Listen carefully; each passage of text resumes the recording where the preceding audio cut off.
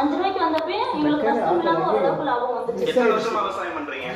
அவங்க வந்து எங்க அத்தை மாமா அவங்க பண்ணிட்டு இருக்காங்க. இப்ப அவங்க கூட சேர்ந்து நானும் எனக்கு இப்ப கல்யாணம் ஆகி 10 வருஷம் ஆச்சு. 10 வருஷமா நான் அந்த நஷ்டமே வந்தது இல்லையா அந்த 10 வருஷத்துல? ஏன்னா வெங்காயத்துல நஷ்டம் வந்துச்சு அப்படின்னா கடலையில எடுத்துக்கலாம். ஏதோ ஒரு வெள்ளாம போச்சு அப்படின்னா ஒரு வெள்ளாம எடுத்துக்கலாம். இப்ப நீங்க ஒரு போகம் பண்றீங்க, நஷ்டம் வருதுன்னா அடுத்த போகம் பண்றதுக்கு காசு வேணும்ல?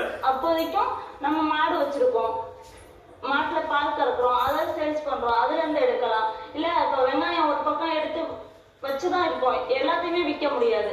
இப்ப விலை கம்மியா இருக்கப்ப நம்ம வந்து பட்டரை போட்டு வைப்போம். அந்த பட்டரை போட்டு வைக்கிறப்ப விலை அதிகமா வரப்ப அதை எடுத்துக்கோம். இப்ப நஷ்டமே வந்தது இல்ல 10 வருஷத்துல, இல்ல ஓரளவுக்கு லாப நஷ்டம்ங்கிறது கலந்து வருது? கலந்துதான் வரும். நாங்க வந்து அந்த மதிப்பு கூட்டி விற்கிறோம். ஆமா, முருங்கை பூவா இருக்கட்டும், முருங்கை காயை முத்த விட்டு அதோட விதையை எடுத்து அந்த பவுடர் ஆக்கி நாங்க கொடுத்துட்டு இருக்கோம். அடுத்து முருங்கை